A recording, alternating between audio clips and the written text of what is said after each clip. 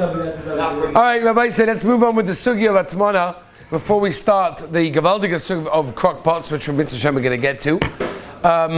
So we were in the middle of the sugya of talking about the four conditions, right? Yesterday we went through all four conditions to explain what are the four conditions that are required for Hatmono to be asked. If you're missing any of those conditions, then Hatmono will be mutter, because that's not called an insulation shaila. So just to make things clear, I don't think we answered about the challah. Somebody mentioned, we talked about the challah, that the challah is under the challah decal, the challah cover, whatever you call it. Would that be a problem of Hatmono? The answer obviously is not, simply because it's not wrapped tightly around. Even though it could be that you do want it to stay nice and warm till you get to the meal, because you put it under the challah decal for kiddush or whatever you put it there, to have challah on the table for kiddush, right, Toli? But if your kavana is generally to cover over, because the covering is for the fact of making kiddush, like the Pri Megadim says, that you don't want the kiddush to be embarrassed, because really you make the mikhamotzi first, whatever. So therefore you're covering it for that purpose, that's fine. And also another reason is also it's not tightly wrapped around it, it's just sort of like hanging over it, and there's a lot of air space over there. So nobody would look at that as a act of Hatmono, of insulation, and that's why it's okay. Which is why also we said yesterday, putting things in an oven is not a problem of Hatmono, even though quote unquote it's immersed in the heat in the oven. That's not a Maisa Hatmono. That's not called insulating. That's not what a person would do when he wants to insulate something. I did see a chiddush yesterday that I want to mention, because one of the Choshev Yidden came over to me after the share and said, what happens, this is very Nageya by the way, and this is really today's sugya, but what happens if, for example, you have a bunch of pots on a hot plate together, like you have a whole bunch, and you want to cover one big towel. They even make these things specifically for this purpose. So I saw in the Sfarim HaKadoshim that the post can bring down. In fact, Rabbi Zul Orbach told me the same thing. I remembered afterwards. Rabbi Zul Orbach told me, and I saw in the Sfarim HaKadoshim, Mishem other Gedolim as well, that he held that it's all considered to be one pot. And if it's all considered to be one pot, even though you've got 1, 2, 3, 4 or more on the hot plate, at the end of the day, it's all one pot, and therefore you're covering the whole pot and around it a towel, so you have to be careful to reveal more than it is covered. As I Paskin and Meister Rabbi Orbach told me, and as I other Sfarim HaKadoshim bring down, B'Shem Kama Gedolim, that a person has to be careful. But that's really today's sugya. Today's sugya is, what is the din? And this is probably one of the most practical inyanim we've been discussing until now, which is heating up things on Shabbos. We've been discussing the whole Zman, by the way. The entire Zman we've been discussing Bishul. Right? Doraisa, now we're moving on to Rabbanons. Right? But right, David? The whole Zman we're doing Bishul. And one of the main shaylas was heating up food on Shabbos Kodesh. Right? It's a very negay. Shabbos morning you want to heat up the kigel, you heat up the schnitzel, whatever it may be. What is the shayla? So we talked about Bishul, Davalach, Davayovesh. We talked about Shehir and Chazorah, Legabi Blachs and Sina Lachatchila. The final shayla, the final piece in the puzzle to put everything together, which is why you have to know all of Bishul together to answer one shayla. How do you heat up something on Shabbos Kodesh? You have to know Hilchos Bishul Daraisa, you have to know Hilchos Shehiyah, Chazorah, and today you have to know Hilchos Hatmono. And that is, when you heat up something on a fire. So if you're not over on Bishul, that's fine. And you're not over Nesina Lechatchila, that's also good, because you're putting on top of something else. Our problem over here today is Hatmono. And that would mean like this. We have explained Hatmono with an Eino Moisev Hevel is Osa on Shabbos Kodesh. Hatmono with a Moisev Hevel is Osa even on Erev Shabbos. Makes no nafkamina, right? So Gzeir Shem Yachata, that applies the whole time. Okay, even on Shabbos, even if you did it on Erev Shabbos. Now, if that's the case, if you have a source of heat and you're putting something insulated on top of that, even on Erev Shabbos, that, says the Rosh, is considered to be Hatmono with a Moisev Hevel, which is also on Friday morning. Which means that if you have a towel draped over your chicken soup, or something similar to that, and Mitzvah Hashem will talk about crock pots, what's the din of covering a crock pot, we'll talk about crock pots when we get to it. But on Kaponim, if you have a regular chicken soup on the fire, it's on the blech, it's on the hot plate, everything is gavaldik, it's fully cooked, it's got a blech, moyedik. Obelamaisa, I want it to be extra hot, so I put a towel over it. So it's Erev Shabbos, a towel is Eino Moisev Hevel. That should be mutter, right, Toli? Eino Moisev Hevel on Erev Shabbos, but Etzem is okay. Novice, the problem is, Zug the Rosh, that since it's on a source of heat, that's called a Moisev Hevel, the towel becomes now a Moisev Hevel. So now if the towel is a Moisev Hevel, Zachariah, what does that mean? It means that I can't even do this on Erev Shabbos, which means I can't cover my pot that's on a hot plate with a blech, alamailas, on Erev Shabbos, Friday morning, fully with a towel. We explained yesterday that if it's not fully covered, then I am okay, because I have shown clearly that I'm not so interested in the heat, and I'm good in that case. So Lamaisa, what do I do if I want to heat up a schnitzel for the kids or for yourself? So you take a piece of schnitzel and you wrap it with foil and you put it on top of the urn. No problem with sin lachatchila. No problem of chazor. No problem of shehiyah. Is that a Hatmono? Hello? Anybody there? No, Sameah. It is a Hatmono. Oh, says Daniel, why are you wrapping it around? You're wrapping it for hygiene purposes. The reason why you are insulating or covering, submerging, whatever you want to call it, this schnitzel, kegel, chicken, whatever, into a piece of foil is for hygiene purposes. I don't want to put it directly onto the lid of the urn, because it's either going to make it fleischig or it's dirty over there anyway, so it's not a geschmack. Or I want to keep it in one piece, like the kegel's going to go flying all over the place. So if I'm doing it for that purpose, then the covering is fine. Does that mean I'm allowed to 1 layer or 2 layers then? No, then you wouldn't wrap it up. Why not? It's a foil layer, throw the kegel on. Enochanami. But let's say I want to make sure that no grease and oil drips out to the oil and into the water and stuff like that. So I cover it once. Then you would use a pan. You could. I don't have a pan. I don't want to use a pan for whatever reason. No one's going to say you're doing a Maisa Hatmono. Shimon, you ask him, it's not a Maisa of insulation. But that's 1 layer. What if I do 2 layers? What if I wrap it again and again and again? Tightly seal it, wrap it a few times. That would be problematic, right? Well, what if I do it? Because I only pre-cut it beforehand. I have a huge piece. Oh, beautiful. What if you pre-cut the foil before Shabbos? You have a huge piece. The Rafalk has a gewaldige tshuva in Machsel about this. He has a gewaldige chiddush. He tines that if you take the foil and you fold it, like in other words, take the foil, fold it this way, fold it that way, fold it again, and then put the schnitzel in it and wrap it once, that's called one wrapping. That's called one wrapping. But if you go again and again and again and again, that's a few layers and a few layers. How you're doing it, because there he says it's like a thick piece. All you've made when you wrapped it like this is you made a thick piece. I'm allowed to wrap once, no problem. Mashainkin again and again and again and again, that's clear you're doing it for the heat. By the way, there are certain foods, I can't remember what they were. Somebody once called me, a Hungarian Yid, once called me up with a certain food that he makes on Shabbos. I don't remember what it's called, and I don't remember what it was, and it was a long time ago, but I do remember that he told me that he does it for the heat. He wraps it many, many times around for the heat to stay in until he needs it. That will be problematic. But, let me just finish the thought because otherwise I want to lose the track.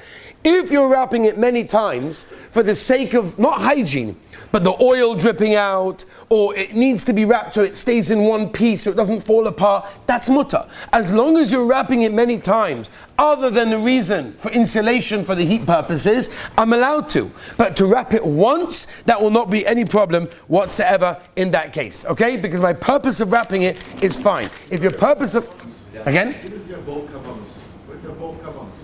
Then the mice have a kavanah for Hatmono. You have a kavanah for Hatmono, that will be a problem. Okay, moving on, Rabbi Isai. A lot of interesting shaylos we have to talk about today. And that is like this. What's the din?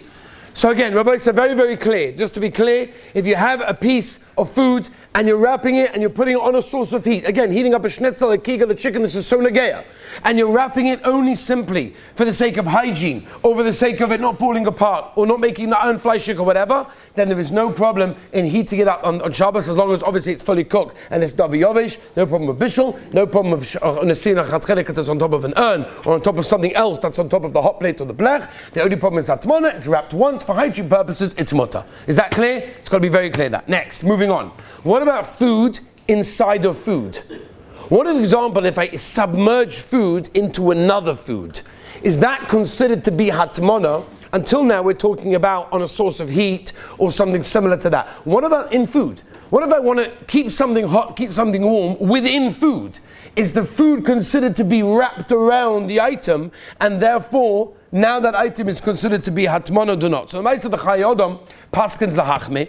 The Chai Odom paskins that's considered to be Hatmono, and you got to be careful in that situation. The Chazon Ish comes along, and the Chazon Ish said there's no problem. Food and type of food is not Hatmono. Ein derech Hatmono b'kach, loshen of the Chazon Ish. I didn't do anything. That's not what a normal person would say. Ooh, you're insulating on Shabbos. Gzeira shemi yachate, or shemi yavashta, whatever the gzeira is to Machlokes Rishonim. Aber zok the Chazon Ish, in a situation where you put food inside of food, there's generally no problem. So for example, if you want to take a schnitzel and you want to immerse it into your cholent, there's no problem. Why? food and type of food. Chazon Ish held it's mutter, most poskim were maskim to the Chazon Ish, and therefore there's no problem. Obviously, what do you have to be careful of? Hello? Aaron, what? Well, it's a schnitzel. What do you say? Aaron's saying good.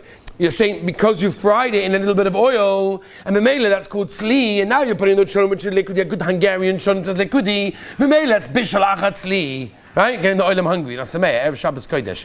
Getting the oilam hungry. Yeah? Next year we're having chant by Alex. We should, by the way. Then we can discuss the bracha, which in its own is, a sugya. Ready? That's That's why you need what? That's why that's you melamed schos on the Israelis that have a challah roll to go to the children this way they wash, and there's no problem. Even though the Magen Avraham says that's not good enough. Don't just wash on something for this. Okay, whatever, not for now. Now let's not get confused. Akaponim, where were we? Bishul achat tzli. Right. However, when you put the item of food inside something else, you're not over on bishul achat tzli. Okay? Moving on, Rabbi Isai. Moving on. Very nageya. Mitzvah Shem should be nageya to all of you, but ito bismana at the right time. To immerse a baby bottle of milk in water on Shabbos Kodesh, or baby food. Very nageya. You have a glass jar of baby food, and it's too cold. You took it out of the fridge. The baby's not going to eat it that way. I want to warm it up a bit. Well, I'm going to put it on the hot plate. It's going to smash the glass. So very simple. Take a keli, take a utensil, take a cup, whatever it is. Fill it with some hot water from the urn, and just dip it in. It's not getting cooked. It's not going to get boiling hot. Let's leave out bishul right now. Let's talk about there's no bishul over here. It's not going to get you to let us boil. Whatever. Leave out the sugya bishul. Is this hatmona? The Chazon Ish was machadish to us that food inside the food is not hatmona. Why? Because that's not derech hatmona. Nobody does that. No one submerges a piece of chicken into kegel or a piece of chicken into the churn and calls that hatmona. It's not good hatmona. But then you've got no heta over here. Then you haven't got that heta to say that's not derech hatmona. Forget this is the derech. 100%. Rabbi Bear saying correct. This is the derech how you heat up baby bottles on Shabbos. Who? My nafkamina. No, that's if the item is not being done in the klivishin. Meaning, I'm doing hatmona on something in a klisheni. So therefore, I'm not makbid on the heat because it's already klisheni. Here the pshat is I want to warm it up. Also, by the way, the Mishnah Berurah is machadish in Mishnah Zayin and Sifei, something called moilid choim. Just to warm something. By the way, there's a shayla which we're not going to go into because we're not going to have time.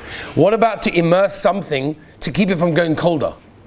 That could also be atmana, by the way. Chedesh noira, which we're not going to go into, because it's not so nager 100%, but lemaisa, it's a sugya that you have to understand. The atmana could even be with something cold. Lav dafka with something hot. But akaponim, the Mishnah Berurah is machadish something called moilid choim.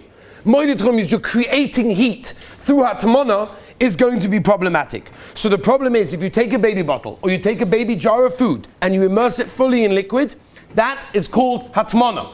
And that must not be done on Shabbos Kodesh. It's moilid choim, it creates heat, and therefore must not be done on Shabbos Kodesh in that case. However, most of the times, the baby bottle is not fully submerged into the water. So too with the jar. They ask a kasha, this unbelievable. The milk inside the bottle is fully under the water level. But the bottle itself is higher, and sometimes it bobs up as well, right? So that's physics, and we're not going into that at this moment of time, right? That's going to get complicated, how that works exactly. But Al-Kaponim, so the Ramosha Pashtus will be machmir over there. Ramosha would hold that since the liquid that you're heating up is fully submerged in the liquid over the water, that it's surrounded by a clear bottle, that's going to be problematic. Azay Lamaisa Ramosha was machmir. Oba Reb Shlomo Zalman was mekel in that case over there. And therefore, the most poskim hold that since we're dealing with Hatmona, which is the Rabbanon, there's definitely what to be somech for sure to be mekel in that case over there. Obel Maisa, even here, the Chazon Ish was machadish, there's no Hatmona. Because Hitainas, that's not the derech Hatmona to dip a bottle, a kli of something that's bobbing around into liquid, to call that Hatmona, the Chazon Ish held, that's not a problem whatsoever, and therefore there's never a problem.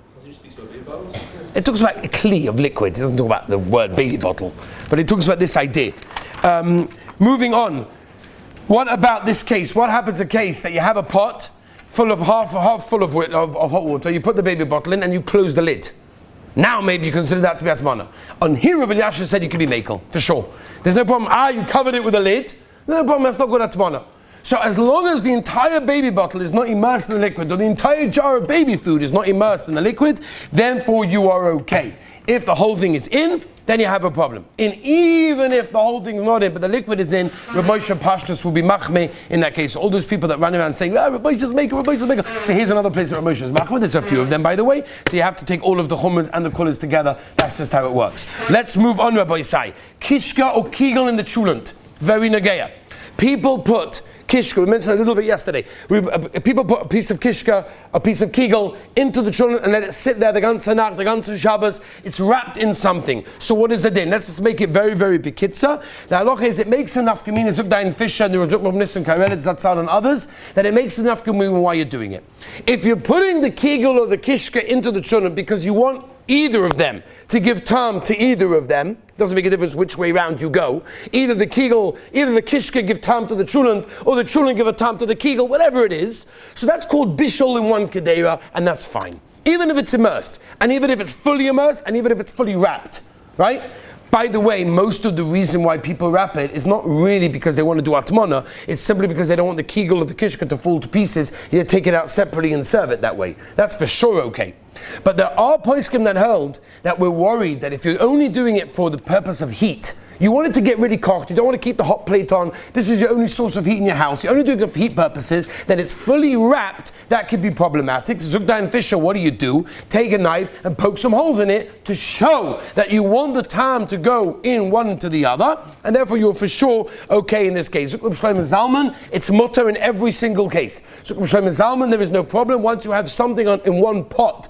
It doesn't make a difference if you want to have half this and half that, and you've separated it and covered it and immersed it and wrapped it. If it's on one fire, there is no problem with Hatmono in that case. That's not called the Maisa Hatmono. It's not called that even if you are makpid, that you don't want the kegel to get any taste from the children to get any taste from the kegel, and you wrapped it 3 times to make sure that happens. Rabbi Shlomo Zalman held if it's in one fire, there is no problem. Okay, Rabbi said that is the sugya of Hatmono on a Maisa that's got heat to it, Moisev Chaim, which you have to be careful even on Erev Shabbos. Next year, Be'ez Hashem, next week, we'll have to start talking about the Heilige Sugya of crockpots and how it's nageya to Hatmono and what do we do to make sure we get saved from that problem. Have a beautiful day.